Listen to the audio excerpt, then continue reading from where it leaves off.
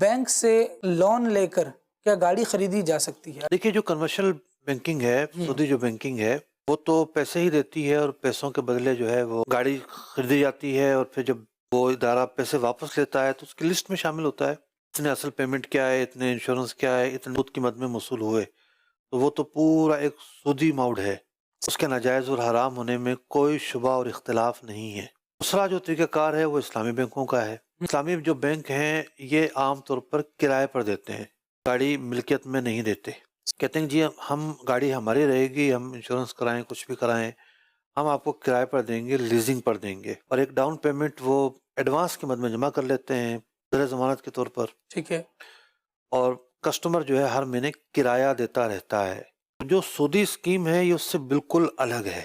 کرایہ داری کا معاہدہ ایک جائز معاہدہ ہوتا ہے، خود معاہدہ ناجائز نہیں ہے کرایہ داری کا۔ کرایہ داری ایک وہ چیز ہے جس کا طریقہ اسلام نے سکھایا ہے۔ پھر آخر میں جب اتنے پیسے رہ جاتے ہیں جو انہوں نے ڈاؤن پیمنٹ رکھی ہوتی ہے تو یہ آفر کرتے ہیں کہ جی یہ اب خریدنا چاہتے ہیں تو خرید لیں، تو وہ اس کے بدلے خرید لیتا ہے۔ یہ تو ایک پروڈکٹ ہے۔ اب اس کا حکم کیا ہے میں عرض کرتا ہوں۔ صحیح۔ اب ایک مرتبہ یہ ہوا کہ ایک صاحب نے گاڑی لی، قسطیں نہیں دے سکا، بینک والوں نے گاڑی اٹھا لی، اب اس نے شور ڈالنا شروع کر دیا، اتنی قسطیں میں نے بھر دی ہیں، اتنا کچھ کر دیا ہے، گاڑی کیوں اٹھا لی؟ بھائی آپ کو معاہدے پر تو غور کرنا تھا، ایک کرائے پر تھی گاڑی، تو آپ نے تو سمجھا ہی نہیں یہ گاڑی کس حیثیت سے آپ نے لی ہے۔ اب ہوتا یہ ہے کہ اسلامی بینکوں کے بھی جو معاہدے ہیں، ہم بہت سارے معاہدوں کو درست نہیں سمجھتے، لیکن جو لوگ ہیں کیا وہ سمجھ رہے ہیں جو پروڈکٹ ہے؟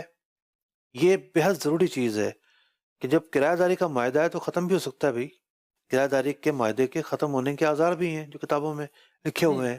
تو یہ جو پروڈکٹ ہے کار والی، اس کے اندر جو ایک موٹی سی چیز ہے جس میں ہمیں اختلاف ہے وہ ہے مالی جرمانے کی شرط۔